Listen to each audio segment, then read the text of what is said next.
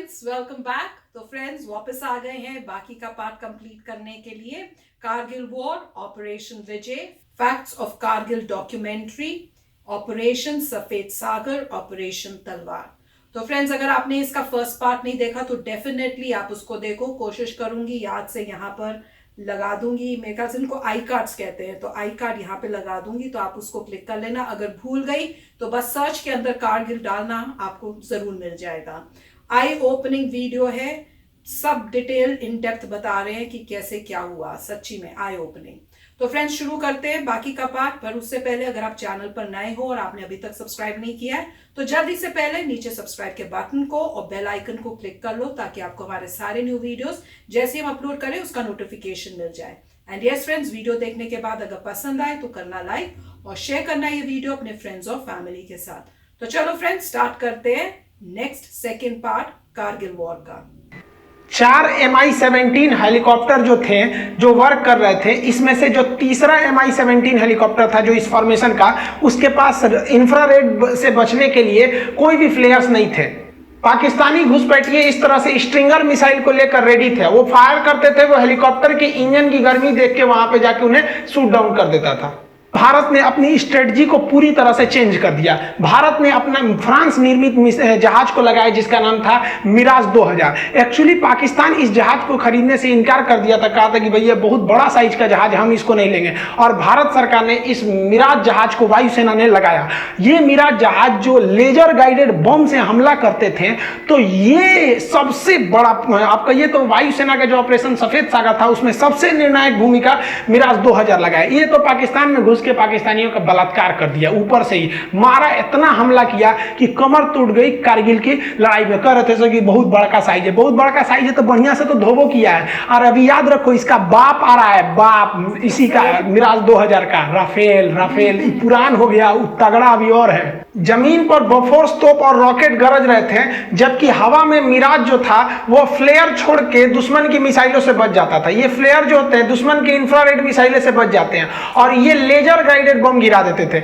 ये laser guided bomb accurate pinpoint निशाना लगाते थे और उसके दुश्मन के खेमों में, बंकर में तबाही मचा देते थे। इनका जो एक्यूरेसी था वो बहुत ही जबरदस्त था। बहुत मेन रोल ये निभाए थे हमारे मिराज जहाजों ने उस वक्त की लड़ाई में। लेकिन वायुसेना को एक बात का और डर था कि 1965 की लड़ाई में हम लोगों ने एक छोटा सा हमला किया था, जिसके बदले में पाकिस्तानी वायुसेना ने भीषण हमला कर दिया। इस बार उनके हमले से डर नहीं था। एक्चुअली दिक्कत क्या था कि पाकिस्तानी घुसपैठिए जो थे, उनकी नॉर्मल लाइट इन्फेंट्री के जो जवान थे वो घुस चुके थे पूरी हथियार को लेकर, और हम लोग को दिख भी नहीं रहा था। और अगर वायुसेना भारत की पाकिस्तान की दोनों घुस जाएगी तो इसमें सबसे बड़ा फायदा क्या होगा, नीचे के घुसपैठियों को। क्योंकि हमारे जो जवान चढ़ रहे थे उनको तो ये पाकिस्तानी घुसपैठी मारिए रहते आराम से, ऊपर से उनकी वायुसेना भी मारने लगती थी। लेकिन इसीलिए भारतीय वायुसेना ने श्रीनगर एयरबेस, पठानकोट एयरबेस से अपने जो जितने भी घातक जो इंटरसेप्टर जहाज थे MiG-29, इसको तैनात रखा था कि अगर पाकिस्तानी वायुसेना आएगी तो तुम उससे जाके लड़ जाना, कारगिल के एरिया में घुसने ही मत देना। इसी बीच सबसे भीषण घटना हुई थी भाई 24 जून 1999 को। हमारे दो जगुआर जहाज जो थे वो रेकी पे निकले हुए थे। इसी जहाजों ने क्या किया, उनको लगा नीचे एक तो गुलटेरी जगह था, इन जहाजों को लगा कि भाई नीचे काफी ज्यादा फौज है, और वो नीचे काफी फौज का जमावड़ा था। तो जो आगे का पायलट थे वो काफी यंग थे, जो पीछे बैठे थे उनका नाम था, पायलट का नाम AK सिन्हा। तो AK सिंह जो थे ये थोड़े सीनियर पायलट थे। तो ये आगे वाला जो पायलट था वो गुलटेरी में जो फौज खड़ी थी, उनका बहुत बड़ा कैंप था नीचे, पाकिस्तानी बहुत बड़ी फौज में खड़े थे, उन पर मिसाइल लॉक कर लिया। और आपको हम वीडियो में बता चुके हैं राफेल वाले में कि एक बार मिसाइल लॉक हो गया ना तो आप बच नहीं सकते, वो मिसाइल खोज के मार देगी आपको। तो ये ग्राउंड पे एकदम लॉक कर लिया, और इन्होंने पूछा अपने सीनियर से कि हमने लॉक कर लिया है बहुत बड़े अड्डा को, कि हम इसे उड़ाने जा रहे हैं। तो उन्होंने कहा कि रुक जा, एक बात बता, तुम उस साइड पाकिस्तान में हो, घुस गए हो कि इंडिया में ही हो? तो ये कहा कि हम तो पाकिस्तान वाले एरिया में घुस गए। कहा कि मत मारो, क्योंकि इस दिल्ली का सीधा आदेश है कि आप पाकिस्तान के एरिया में हमला नहीं कर सकते। ये बहुत अच्छा डिसीजन था, क्योंकि 1 साल पहले हम लोगों ने 1998 में परमाणु बम फोड़ा था। पूरी दुनिया हमारे खिलाफ थे, जैसे अभी ईरान के खिलाफ है, उस समय हमारे खिलाफ थी। और अगर हम लोग पाकिस्तान में घुस के मार देते तो ये तो एक तरह का ये तो ओपन युद्ध हो जाता। और अपने एरिया में मार रहे हैं तो पूरी दुनिया हमारा साथ देगी कि भैया हम अपने एरिया में आतंकवादियों को मार रहे हैं, तो कहीं उधर मत मारो। और आपको जानकर ताज्जुब होगा, जहां ये पायलट मिसाइल लॉक किया था नहीं, हमारा एयरफोर्स का पायलट हुआ, एकदम नौछड़िया भी यंग था, जानते करते हिंदुस्तान के यंग लड़का लड़े में कितना आगे। और किस्मत अच्छा था, नवाज शरीफ उनके प्रधानमंत्री और उनके थल सेना अध्यक्ष परवेज मुशर्रफ, ये लोग उसी कैंपुआ में थे। सोचिए अगर सीनियर मना नहीं किया रहता तो जूनियर तो धो दिया रहता। अब आप याद समझिए थोड़ा, एक छोटा सा देश था ऑस्ट्रिया, जिसके राष्ट्र यानी राजकुमार की हत्या कर दी गई। उस हत्या की वजह से प्रथम विश्व युद्ध चालू हो गया। वही हाल था यहाँ, एक परमाणु संपन्न वाला दूसरे देश के परमाणु संपन्न के सेना अध्यक्ष को मार देने से कुछ खास बवाल नहीं होता है, क्योंकि सेना लड़ने के लिए, लेकिन राजनीतिक व्यक्ति की हत्या करने पर बवाल हो जाता है। तो भयंकर बवाल हुआ रहता, क्या युद्ध का मोड़ लेता समझ में नहीं आता। तो ये बहुत अच्छा हुआ, एक तरह से हम तो करते थे कि मारिए दिया रहता तो हो जाता। क्या हो जाता भाई, ज्यादा से ज्यादा और युद्ध लड़ते, नहीं लड़े हैं 71 में, 65 में, 84 में, एक और लड़ते से चुरा। क्या कर लेता पाकिस्तान यहाँ पे, ऊंट के मुतने से रेगिस्तान में बाढ़ थोड़े आता है, क्या कर लेंगे, इनके औकाते कितना है। ये सब तो चल ही रहा था, नेवी ने और अत्याचार कर दिया। नेवी ने अपना ऑपरेशन तलवार चालू कर दिया। ऑपरेशन तलवार के तहत भारतीय नेवी ने पाकिस्तान की ओर एंट्री मार दी। और यहाँ पर जो हमारे वेस्टर्न नेवल कमांड था और साउदर्न नेवल कमांड था, ये भी घुस गया अरब सागर में। और अरब सागर में घुसकर पाकिस्तान का पूरी तरह से नेवल ब्लॉकेज लगा दिया। भारतीय वायुसेना के पूरे युद्धक जहाज घुस गए सब वहां पर और नेवल ब्लॉकेज लगा दिया। भारतीय नौसेना ने ऐसे मिसाइल मारा, जो पाकिस्तानी जहाज थे उनके बगल में मिसाइल जानबूझ के मारता था, जो उनके मर्चेंट वाले जहाज थे, जो उनका पेट्रोलियम लाने वाला था, सारा जहाज उधर रुक गया कि ना हम ना जाएंगे, नेवी उधर मार रही है। पूरी तरह से पाकिस्तान का इतना भयानक नेवल ब्लॉकेज था कि पाकिस्तान के पास केवल 6 दिन का पेट्रोलियम बचा था। नहीं तो उसके बाद उन लोग गाड़ी चलाते, लोग चलाओ ससुरा तुम्हारा पास, इतना भयानक काम किया था। तो नेवी के रोल को भी हमें भूलना नहीं चाहिए। इंडियन नेवी के जो वारशिप थे, जब उन्होंने पाकिस्तान की घेराबंदी करना चालू किया तो पाकिस्तान का पूरी तरह से होश उड़ गया, क्योंकि भारतीय नेवी की पनडुब्बियां, एयरफोर्स, हेलीकॉप्टर, उसकी जो एयर विंग्स है, मिसाइलें हैं, डिस्ट्रॉयर हैं, पूरी तरह से पाकिस्तान को घेर लिया था। हमारे वेस्टर्न नेवल कमांड ने भी और ईस्टर्न नेवल कमांड भी पाकिस्तान की ओर कूच कर दी थी। हमारे एयरक्राफ्ट कैरियर से लेके सब चीज पूरी तरह से पाकिस्तान को घेर लिया। ये हो गया कि पाकिस्तानियों को कराची से पीछे हटना पड़ा था और पाकिस्तान की पूरी तरह से मर्चेंट शिपिंग लाइन और उसकी जो ऑयल शिपिंग लाइन थी उसको पूरी तरह से काट दिया गया। अब पाकिस्तान के सामने समस्या ये हो गया कि वो नेवी का मुकाबला कर नहीं सकता था, भारतीय नेवी का, और चाइना वाइना भी उसकी कोई मदद नहीं कर रहे थे। और उस समय भारतीय नेवी मलक्का तक पहुंच गई और अरब सागर को पूरी तरह से ब्लॉक कर दी थी भारतीय नेवी अपने एयरक्राफ्ट कैरियर्स की मदद से। अब पाकिस्तान को तीनों ओर से घिर चुका था, वो थल सेना, वायुसेना, नौसेना, चारों ओर से उसको घेर ली। अब पाकिस्तान के सामने सरेंडर के अलावा रास्ता नहीं बचा था। पाकिस्तान जो है वो मदद मांगने के लिए चला गया अमेरिका में। 4 जुलाई को अमेरिका में इंडिपेंडेंस डे के रूप में मनाया जाता है, तो वहां क्लिंटन साहब के पास पहुंच गया। एक्चुअली जो पाकिस्तान है ना, पहले अमेरिका का रखेल था, अभी वो चाइना का रखेल बन गया है। पहले वो अमेरिका से फसल था, तो अमेरिका से कहा कि सुनिए ना, मदद करिए मेरा। अमेरिका के पास गया मदद करने के लिए, तो अमेरिका ने पूछ दिया नवाज शरीफ से, ये बताइए नॉर्दर्न इन्फेंट्री आपकी फौज घुसी है कि नहीं घुसी है? तो कहा कि हमरे फौज घुसी है, ये चट्टा घुसा दिया बिना हमरे बताइए। देखिए एक्चुअली होता क्या है कि पाकिस्तान में जो सेना होती है ना, प्रधानमंत्री की भी वैल्यू नहीं देती है। कारगिल के लिए 10% जिम्मेदार जो थे वो नवाज शरीफ थे, 90% ई चोट्टा जिम्मेदार था। अपने को बहुत बड़ा का समझता था, सिकंदर द्वितीय चोट्टा, कहीं फांसी लगता हो तोरा कुछ दिन में, अस्थिर रहो यहाँ पे। तो ये इनको तो पता था, ये तो बेचारा खुद अपने जनरल से डरते थे, जबकि ये इतना बड़का नमक हराम है कि इसको जनरल का पद नवाज शरीफ ने दिया था, जबकि ये सबसे जूनियर था जनरल की लिस्ट में, फिर भी इसको दिया। ये क्या किया, नवाज शरीफ को हटा के अगले साल खुद क्या बन गया, राष्ट्रपति बन गया। हम बढ़िया से हुआ, ये तो तुम लोग यार अपने देश का नहीं है तो हम लोग का कहां से हो जाएगा। तो ये बिल क्लिंटन ने कहा कि सुन नवाज शरीफ, देर चक्कर मत कर यहाँ पे, तो पहले परमाणु बम फोड़ा है तो हम तोरा दिमाग खराब है, तू क्या समझता है, तू गलत काम करेगा हम तोरा साथ देंगे, पूरी दुनिया हमको नहीं थूकेगी, तू अपनी फौज पीछे बुलाओ। तो ये लोग अकेले रूम में बात कर रहे थे, तो बाहर में पाकिस्तानी जो इनके साथ जो गए थे सब चमचा बेलचा, वो कहते कि हाँ नवाज शरीफ हैं, इनको तो अमेरिका वैल्यू देगा, रखेल को तो कोई वैल्यू देता है, मुंह लटका के नीचे आए हैं, अमेरिका वैल्यू नहीं दिया, चलो फौज वापस बुलाओ। तब तक पगला ये चाइना गया था मदद करने कि हमको मदद कीजिए यहाँ पर, तब तक भारतीय जो थे सब टेलीकॉम वाले इसका बतिया रिकॉर्ड कर लिया सब। और भारत के अटल बिहारी वाजपेयी और जसवंत सिंह इन्होंने प्रेस कॉन्फ्रेंस में वो टेप सुना दिया कि इसे सुना चाइना में कह रहा है कि हमारी फौज घुसी हुई है, और यहाँ एक्सेप्ट कर लिया। यानी दुनिया के मैटर पे ये तो चौपट हो गए। लेकिन ये चोट्टा हटने का नाम नहीं ले रहा था, क्योंकि ये चाहता था कि हम चुनाव लड़े यहाँ पर। बताइए हमारी सेना कितनी बेहतरीन होती है, सर्जिकल स्ट्राइक करके आई तो मोदी जी बोलने लगे कि हमारी सेना की है, हमारी सेना की है, नेता कहने लगे से मारे। लेकिन फौज ने कभी नहीं कहा। बहादुरी यही होती है भाई, बहादुर की पहचान जंग के मैदान में होती है, मीडिया में नहीं होती है। लेकिन ये मानता नहीं था। तो ये सऊदी अरब के राजकुमार जो राजा थे उस समय फहाद, उन्होंने फोन किया इसको कि रे चोट्टा कहीं का, तू शांति से रह जाओ मैटर पे, ना तो तोरा हम व्यवस्था कर देंगे। खुद अपनी आत्मकथा में लिखा है कि हम तो नवाज शरीफ को टपका दिए रहते अगर ये बीच में नहीं आए रहते। तो सोचिए ये अपने प्रधानमंत्री को टपका रहा था। रे चोट्टा सारा घमासान। ये तो वर्ल्ड लेवल पे डेमोक्रेसी चल रही थी, और उधर भारत की जो फौज ना कह के लेंगे मार रही थी एकदम बढ़िया से, और धो रही थी जब पाकिस्तानियों को ना, तब उन लोग को समझ में आया कि भाई साहब बहुत बुरी फंस गए पाकिस्तान। इनको लग रहा था, ये क्या कह रहे थे कि हमने पाकिस्तान की गर्दन पकड़ ली है। अरे ससुरे तू नहीं, तू का हम लोग का गर्दन पकड़ेगा। बड़ी एक गनीमत मनाओ ना कि जितना हरामीपन तुम लोग करते हो ना, अगर भारत ने एक बार हरामीपन किया ना तो तुम लोग इतिहास में पढ़े जाओगे। एक देश हुआ करता था, पाकिस्तान नाम था। जैसे भारत में कैसे छोटा बच्चा को कहानी सुनाया जाता है, चंदा मामा दूर के, वही पाकिस्तान ऐसा था। बाबू बाबू हल्ला मत करो नहीं तो पाकिस्तान की तरफ थुराओगे। सोच तू लोग ना पूरी दुनिया में ना मुसलमानों का नाम चौपट किया तुम लोग। तू लोग की वजह से पूरी दुनिया में ना मुसलमानों को गाली दिया जाता है। चट्टा क्या करेगा, कहीं जाके बम फोड़ देगा। अरे यार तुमको इतने माँ के दूध में तो इतना गर्मी है ना, तो आओ ना हमारी फौज खड़ी है, काय लिए पीछे से हमला करता है चट्टा कहीं का। तो देखिए इन लोग पे भरोसा करना नहीं चाहिए। 14 जुलाई तक पाकिस्तान के जितने हिजड़े घुसे थे उन सारे हरामियों को भारतीय सेना ने मार दिया, और राजनीतिक रूप से अटल बिहारी वाजपेयी ने घोषणा कर दिया कि पाकिस्तान ने हमारे पीठ पर खंजर मारा था, हम उसके सीने पे गोली मारे हैं। यह देखने में व्यक्ति बूढ़ा था, इनको कम मत समझिएगा। बुढ़ापा में परमाणु परीक्षण करने वाला प्रधानमंत्री हमारे अटल बिहारी वाजपेयी। हम उन खुश नसीबों में से हैं जिन्होंने प्रधानमंत्री के रूप में अटल बिहारी वाजपेयी और उसी समय राष्ट्रपति के रूप में एपीजे अब्दुल कलाम को देखा है।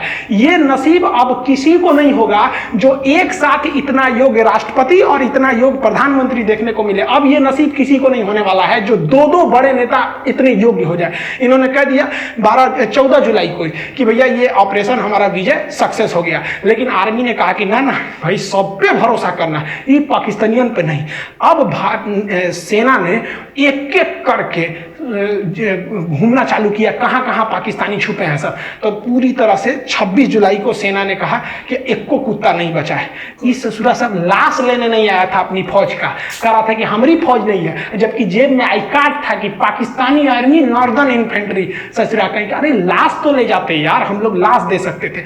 भारतीय सेना की बहादुरी देखिए। पाकिस्तानियों ने जब 14 मई को हमारे पेट्रोलिंग पे गए कैप्टन सौरभ कालिया को पकड़ा था, चारों ओर से घेर लिया था, तो इन पर इतनी यातनाएं दिया था ना, इनके आंख निकाल लिए थे, इनके होंठ और जीभ काट लिए थे, कान काट लिए थे सर, नाखून निकाल लिए थे सर, इनके कपड़े उतार कर इनके गुप्तांगों को काट लिया गया था, इनके लाश के टुकड़े करके बोरा में भर के फेंक दिया गया था। इन हरामी पाकिस्तानियों ने इतना गलत काम किया जो युद्ध इतिहास में कभी ऐसा नहीं है, युद्ध के नियम में नहीं है ऐसा। जबकि भारतीय सेना जब अपना सर्च ऑपरेशन कर रही थी, जो कुछ पाकिस्तानी जो थे मर गए थे, कुछ घायल थे, जो अपनी आखिरी सांसें ले रहे थे, उन्हें इज्जत से पानी पिलाया, उन्हें इज्जत से दफनाया। उन्हें पहले पाकिस्तान को कहा कि आप अपने फौज को ले जाइए, नहीं ले गया तो उन्हें इज्जत से दफनाया गया था। यह फर्क होता है एक जानवर और एक इंसान में। हम सबको यह फर्क बना के रखना होगा, तभी अलग पहचान है। हम जब भी हिंदुस्तानी अगर विदेश में जाते हैं तो इज्जत के नजर से देखे जाते हैं, और ये पाकिस्तानी जब भी जाएंगे शक के नजर से देखा जाएगा। 4 बार सिक्योरिटी जांच होगा कि चोट्टा बम लेके तो नहीं आया। ये इंसानियत बरकरार रहना है। दुश्मनी के आड़ में हमें पाकिस्तान से बेहतर बनना है, न कि पाकिस्तान से खराब बनना है। ये इंसानियत हमारी सेना की बरकरार रहनी चाहिए, जो उनके अंदर कूट कूट के भरा है। इस लड़ाई में घाटा क्या हुआ? पाकिस्तान के कई सैनिक मारे गए, अमेरिका से उनका रिश्ता खराब हुआ, पूरी दुनिया का पाकिस्तान के ऊपर से फेथ खत्म हुआ, पूरी दुनिया को लग गया कि ये जम्मू कश्मीर और सियाचिन पर रास्ता रोकना चाहते थे, तो क्या रोकेगा हम लोग का? इन लोग की डिप्लोमेसी फेलियर हो गई, और सबसे बड़ा जो घाटा लगा इन लोग को, वो इनके आर्मी में कोऑर्डिनेशन ही नहीं था। इनके वायु वायुसेना को पता ही नहीं था, नौसेना को पता नहीं था कि कारगिल में युद्ध होने वाला है। ये तो ससुरा बस इसका मन बढ़ ही था, ये कर दिया। लेकिन भारत की अगर बात करेंगे तो भारत के साथ भी कई समस्याएं थी। पहला कि भारत के लिए वेदर एकदम खराब था, मौसम पूरी तरह खराब था, हाइट इतनी ज्यादा थी कि हम लोग हाइट पे चढ़ रहे थे तो हाइट की वजह से प्रॉब्लम हम लोग को फेस हो रहा था युद्ध के वक्त में, और ऑक्सीजन वहां कम हो जा रहा था, और हम लोग तो रेडी ही नहीं थे लड़ाई के लिए। और अचानक हो गया, कौन रेडी रहेगा भैया। फरवरी में हम लोग मिलने गए, हमारे राष्ट्रपति हमारे अटल बिहारी वाजपेयी वहां जाके प्रधानमंत्री से गले मिलने, हमको क्या पता तुम खंजर घोंप देगा यहाँ पे। और जो हमारे लिए सबसे बड़ा फेलियर है, हम तो कहते हैं कि पाकिस्तानी की आर्मी जिम्मेदार है, लेकिन हमारे देश के इंटेलिजेंस भी जिम्मेदार है। तुम जासूस किस काम का रहे कि तुमको ये पता नहीं चल रहा है कि पाकिस्तान की हजारों फौज घुस गई, वो आर्टिलरी लेके चले आए, एमुनेशन लेके चले गए, मिसाइल लेके घुस गए, हमारी फौज चुपचाप मुंह देख रही है। हमारी फौज तो बहादुरी से लड़ी, जो जासूस थे सब इंटेलिजेंस, वो चोट्टे कहां मर गए थे सब। और ये हमेशा से यही होता है, 1962 की लड़ाई हम लोग को मुंह की खानी पड़ी यही जासूसों की वजह से। 1984 में ये ससुरे सियाचिन में घुस गए थे, फिर भी कुछ नहीं हुआ। अरे सब छोड़िए, 2008 में देखिए ना, मुंबई में जब हमला हुआ तो हमारे जासूसों को पता ही नहीं था कि कजमल के साथ घुस गया, हमला कर दिया, चट्टा सरकारी नौकरी लेना है, कोनो काम का नहीं है सब अधिकारी, इनको ले आके हम तो रहते ना वहां पे, हमारे पास पावर रहता ना, हम तो ससुरा जितने अधिकारी है ना ससुर, इनको जिस तरह से पाकिस्तानियों को भूने थे ना उस तरह भून देते। ससुरा तुम क्या कर रहा है, क्योंकि हम युद्ध जीत सकते हैं। हमारे इतिहास में एक और शौर्य गाथा लिखी जा सकती है, लेकिन उन माओ की गोद जो सुनी हो गई करगिल की लड़ाई में, उन्हें हम कभी नहीं लौटा सकते उन चोट्टे जासूस इंटेलिजेंस वालों की वजह से। बस नौकरी हो गया ना, सरकारी नौकरी, अब कौन जरूरत है जासूसी करने का। मेहरारू संगे घूमो, हम लोग हाँ कैसी हो देश भाड़ में जाए। आज के वक्त में देखेंगे तो काफी तकलीफ होता है। आप कभी फौज में जाइएगा ना, वहां पर जो हिंदू मुस्लिम सिख ईसाई इनके जो पूजा स्थल होते हैं ना, एक पास होते हैं, वहीं पर आपको नमाज पढ़ना है, उसी के बगल में पूजा करना है, वहीं पे गुरुद्वारा में जाना है, एक ही होता है कैंपस, उसी में सब होता है। और यहाँ हम लोग मरे जाते हैं, तुम हिंदू तुम मुस्लिम तो ये अरे यार क्या करे, तो कुछ तो सिखों से सीखना चाहिए। या ये they are born for others, ये दूसरों के लिए जन्म, इतनी सेवा करते हैं ये समाज की जिसका कोई हद नहीं। काफी तकलीफ होता है जब इतनी बहादुरी से हमारे जो फौजी जो देश पे लड़ते हैं, हमारे देश के अंदर कुछ मामूली नेता के चक्कर में हम लोग आपस में लड़ लेते हैं। हम एक बात बताइए, मेरा ये वाला हाथ काटिए या ये हाथ काटिए, तकलीफ तो हमें होगी ना। तो हिंदुस्तान के किसी भी धर्म का व्यक्ति मरे, तकलीफ तो भारत माँ को होगी। हमें इस बार काफी तकलीफ हुआ। एक्चुअली हम 6 जुलाई को हम पटना गए हुए थे। तो जैसे पटना में एंट्री किए ना, तो वहाँ चेक पोस्ट चल रहा था, तो मेरी चेकिंग वगैरह थी, तो हमको भी चेकिंग हुआ, तो मेरा सब कुछ था, ड्राइविंग लाइसेंस वगैरह। एक फौजी भाई का कोई नॉर्मल सा कोई पेपर था जो छूट गया था, तो फौजी वो कह रहा था पुलिस वाले से कि मेरा केवल पेपर छूट गया है, आप हमको जाने दीजिए, हम यहीं के रहने वाले हैं। तो कह रहा कि नहीं जाने देंगे, फाइन भरो, ये करो। अब वो बहस थोड़ी करेगा वो लोग यहाँ, न तो एक झापड़ देगा तो सूझ जाएंगे ये लोग, लेकिन बेचारा उससे लिए हम कहेंगे सर हम आपको दे देते हैं। तो कहा कि देखो पैसे का प्रॉब्लम नहीं, तकलीफ इस बात की है कि हम अगर देश के लिए हम लोग लड़ लेते हैं और हमारा एक पेपर छूट गया तो ये आपको नियम कानून सिखा रहा है। अभी वो भाई ऐसा दे ही रहे थे ना फौजी, तब तक एक नेता विधायक का गाड़ी गया, वो रोका तो गरिया दिए, रहे हमारा गाड़ी रोकेगा, चुपचाप से रख गए यहाँ पे। अजब हाल है यार, फौजियों के प्रति इज्जत रखनी चाहिए, कहीं पे भी उनके लिए इज्जत हमेशा रहनी चाहिए। एक आम नागरिक से ज्यादा उनकी इज्जत होनी चाहिए। जिस वक्त कारगिल की लड़ाई हो रही थी, वो पहली लड़ाई थी जो हम लोग टीवी पे देखे थे। अटल बिहारी वाजपेयी ने बहुत अच्छा काम किया कि हमारे पूरे देश की जनसंख्या को युद्ध के माहौल को दिखा दिया, जिससे कि हम सब एक हो गए। उस वक्त से बरखा दत्त एक पत्रकार होती थी, अभी भी हैं वो काफ़ी रिपोर्टिंग करती थी। हम लोग छोटे छोटे थे, तो हम लोग 15 अगस्त के दिन प्रोग्राम लिए थे, तो छोटे छोटे थे, तिरंगा लेके भाषण देने गए थे। हम अभी बच्चे हैं, दांत हमारे कच्चे हैं, हम भी लड़ने जाएंगे, सीने पे गोली खाएंगे, मर जाएंगे, मिट जाएंगे, भारत देश बचाएंगे। करगिल की लड़ाई को देख के हम लोग के मन में भी ना एक देशभक्ति का जुनून आ गया। ये सोच लिए कि हम भी जाएंगे तो फौज में ही जाएंगे। इसीलिए हम लोग जब 10th पास किए तो एनसीसी किए। एनसीसी में सी सर्टिफिकेट, फायरिंग वगैरह सब वहीं सिखाया, हथियार के बारे में हम लोग को। उसके बाद एनडीए का एग्जाम दिए हैं लोग, ताकि हम लोग जाके एक ऑफिसर रैंक की जॉब ले सके आर्मी में। तो एनडीए का जब आप एग्जाम देंगे ना, तो एक सर्विस सिलेक्शन बोर्ड होता है एसएसबी, वो इंटरव्यू लेती है 5 दिन का। उसके बाद आगे आपको रोक लेती है मेडिकल के लिए। तो हम इलाहाबाद गए थे एसएसबी इंटरव्यू देने के लिए, वहाँ चेस्ट नंबर वगैरह सब मिलता है। तो वहाँ पे जब गए थे तो इंटरव्यू वगैरह में, लेकिन बाद में काफ़ी खुशी हुआ वहाँ पे कि हम यहाँ आ गए, कुछ ही दिन बाद हम फौज में ऑफिसर हो जाएंगे। लेकिन क्या हुआ कि जब मेडिकल में गए ना, तो मेरा हाथ टेढ़ा है। अगर आप देखेंगे ना, मेरा हाथ काफ़ी टेढ़ा है, यहाँ पे 21 डिग्री का एंगल है। मेडिकल अनफिट के होने की वजह से हमको छाट दिया गया। मेरी ज़िंदगी का ना एक सपना ही टूट गया।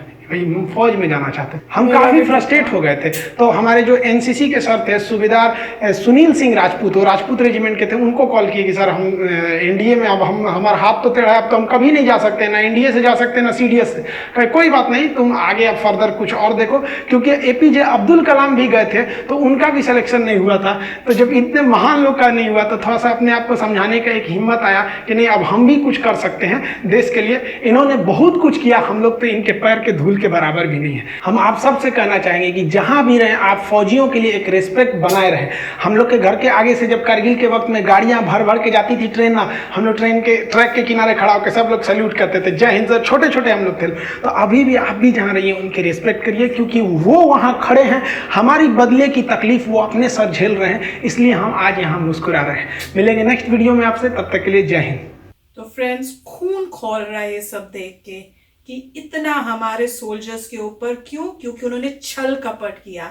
यहाँ अटल बिहारी वाजपेयी मीटिंग कर रहे हैं और मुझे याद है, मैं तब वहां पे थी, तो मुझे याद है जब उन्होंने बस शुरू की, हम लोगों को सबको ये लगा कि अब पीसफुल टॉक हो रही है, अब चेंज आ रहा है, दोनों साइड की गवर्नमेंट्स पीस चाहती हैं। और ऑल ऑफ अ सडन उसके बाद आया कि अटैक हो गया, अटैक हो गया, और दिन रात यही न्यूज होती थी। इवन दिल्ली के अंदर इतना वो हो गया था कि ये हो रहा है, इतना हो रहा है, लड़ाई हो रही है। मुझे याद है बहुत टेंस सिचुएशन थी दिल्ली के अंदर भी, और घर घर के अंदर, हमारे घर के अंदर भी इतनी टेंशन थी। तो उस टाइम हमें रियलाइज हुआ था कि भाई कुछ बहुत भयंकर हो रहा है, कोई लड़ाई। लाइफ में पहली बार ही सुना था कि कोई लड़ाई, आर्मी की लड़ाई चल रही है और हमारे बहुत सारे जवान जो है शहीद हो रहे हैं, बहुत नुकसान हो रहा है हमारी कंट्री को, और हम डर गए थे। हमें घबराहट हो गई थी कहीं हम हार ना जाएं, कहीं वो अंदर ना आ जाएं। और पर हमारे जो सोल्जर्स थे, उन्होंने, देख लो, इस पूरे से पता चल रहा है कि पता है कि हमारी जान जा सकती है, पर फिर भी नीचे जाकर उन्होंने किया। जैसे प्लेन में उनको पता है कि मेरे पास नहीं है वो इक्विपमेंट्स की मैं उनको बेवकूफ बना सकता हूं, पर फिर भी वो लो में गए और उन्होंने जितना डिस्ट्रॉय कर सकते किया और आखिरी में शहीद हो गए। इस ब्रेवरी और इन ब्रेवरी की वजह से हम जो है जीते, नहीं तो हिस्ट्री कुछ और भी हो सकती थी। पर ये सब देख के मुझे बताऊं, सच्ची बताऊं, पता नहीं बोलना चाहिए कि नहीं, इतना गुस्सा आता है जब मैं देखती हूँ कि फिर हम पाकिस्तानियों के सीरियल्स देखते हैं जो वो बनाते हैं, उनकी मूवीज देखते हैं, उनके जो चैनल्स बने हुए हैं यूट्यूब में उनको देखते हैं। अरे यहाँ हमारे सोल्जर्स इतना वो हो रहे हैं और हमको दिखाए कि वो हमारे ऊपर इतना धोखाधड़ी करते हैं, और हम फिर जाके उनके चैनलों में जा रहे हैं, हम उनको प्रमोट कर रहे हैं। पता नहीं, अगर हम ट्रू इंडियंस है हमें नहीं करना चाहिए।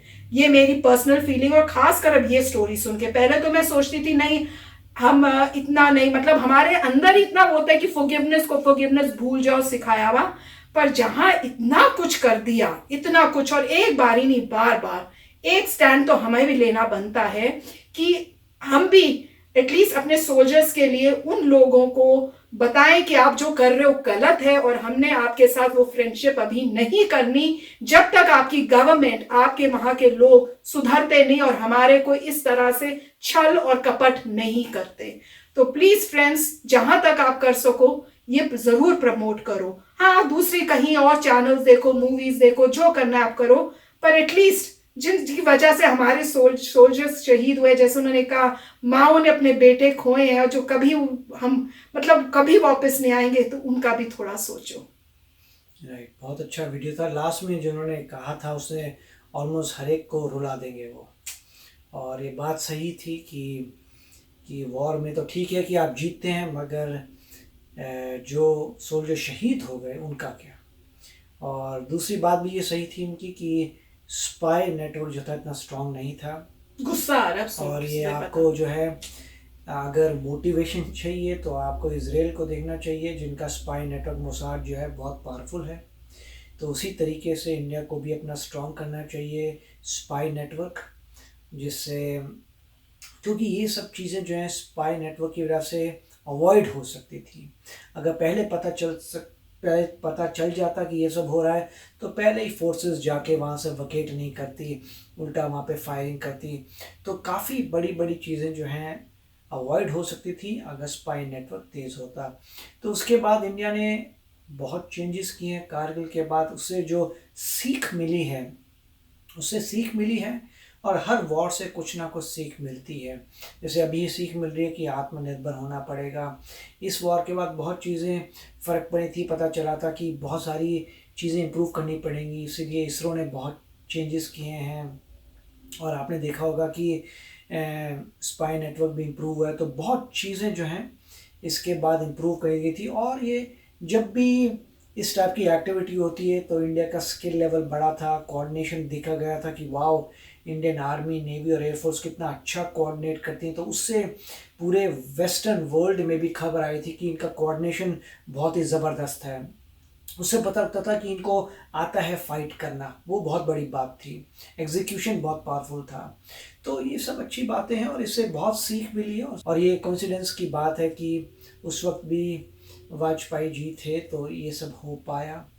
और इन्होंने ये भी अच्छा कहा था कि जब इन्होंने अपनी लाइफ में देखा है किसी सोल्जर की रिस्पेक्ट नहीं हो रही, इंस्टेड एक पॉलिटिशियन की रिस्पेक्ट हो रही है, विच इज़ बैड और वेरी शेमफुल, मैं तो कहूँ डिस्गस्टिंग। करेक्ट। और ये भी खुशी हुई पता करके कि जो है इन्होंने भी कोशिश की थी ज्वाइन करने की वॉर में, मगर हो नहीं पाए, दिल टूट गया इनका जैसे।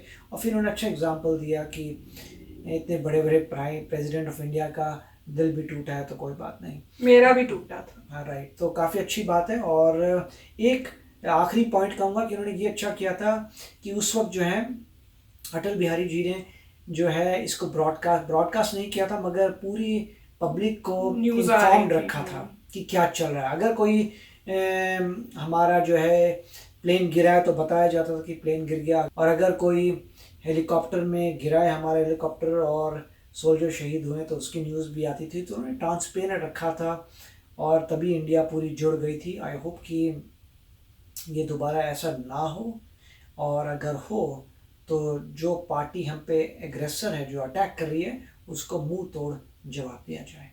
यस फ्रेंड्स, और हम लोग तो भूल जाते हैं, अब ये पुरानी बात सोच के भूल गए, अब जब सुना है तो फिर से खून खौला है। तो हमें भूलना नहीं चाहिए, ये मेरे को लगता है ये हमारी बहुत बड़ी गलती है कि हम भूल जाते हैं। हमें वो याद रखना चाहिए कि किसने हमारे साथ ये किया है, और उसका हमें कभी भूल के भी उनको ये नहीं सोचना चाहिए वो ठीक हो गए, जब तक सॉलिड प्रूफ नहीं है। और अभी तक हमें वो प्रूफ नहीं मिल रहा, क्योंकि हमें दिख रहा है कि पाकिस्तान अब चाइना के साथ मिल गया है। तो प्लीज फ्रेंड्स, मेरी तो यही रिक्वेस्ट है कि बायकॉट कर दो पाकिस्तान से भी कनेक्शंस अपने, और जब तक ठीक नहीं होता, रिलेशनशिप 100% श्योर नहीं होती, एज अ ट्रू इंडियन इतना तो हम और कर सकते हैं, एक made in India, make in India, and boycott all those people who are from that part of the world जो हमारे एनिमीज हैं। तो फ्रेंड्स, इसी के साथ एंड करते हैं आज का वीडियो। मिलेंगे नेक्स्ट वीडियो में बहुत ही जल्द। Till then, take care and bye bye. तो अगर आप मेरे इस चैनल पे नए हो तो जल्दी से सब्सक्राइब के बटन को हिट करो और बेल आइकन को क्लिक करो, ताकि आपको मेरा जब नया वीडियो मैं लगाऊं आपको उसके बारे में जल्दी से पता चल जाए।